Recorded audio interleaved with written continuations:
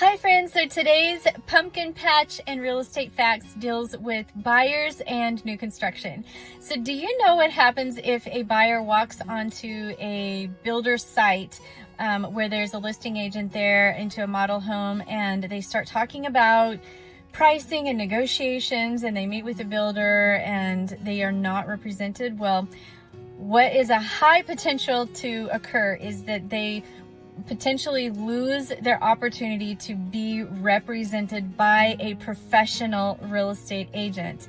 The reason why is because all of that predetermined conversation should be conducted with an agent if you're going to be represented. Now, one of the things that is a misconception about when you walk into a builder's site or a model home is that those agents are representing you as a buyer. Well, that is simply not the case.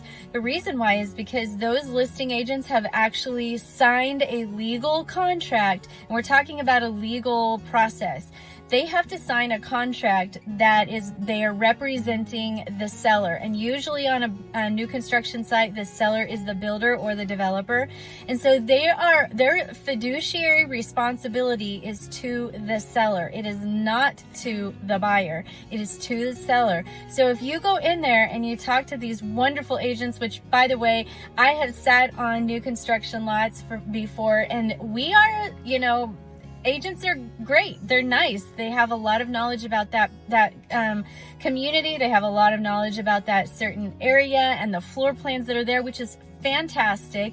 And yet their job is to sell those homes. And for the most part, they do a fantastic job of that. But the reality of it is, if you go in without a real estate agent and start conducting business, you lose the right to be represented. And there also, when a listing agent signs a contract with the seller, there's already a predetermined number that they put into the contract that pays for a buyer's agent. So literally it will cost you next to nothing, if a penny at all.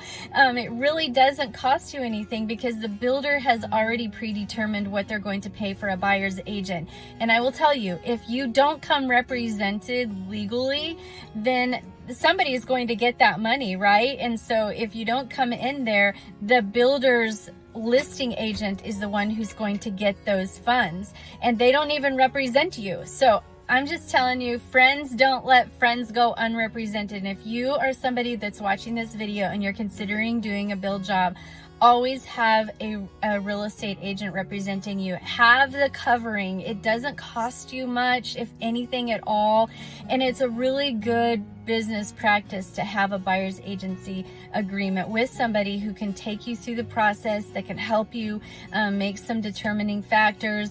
Now, for the most part, as you walk through the process, you might even build a relationship with the builder. That's awesome too. None of those things I'm negating, and none of those things I am against at all. I'm just saying, if something were to go wrong, you want to be represented, you want to have the covering, you want to have your own broker, and if you go unrepresented, you will not.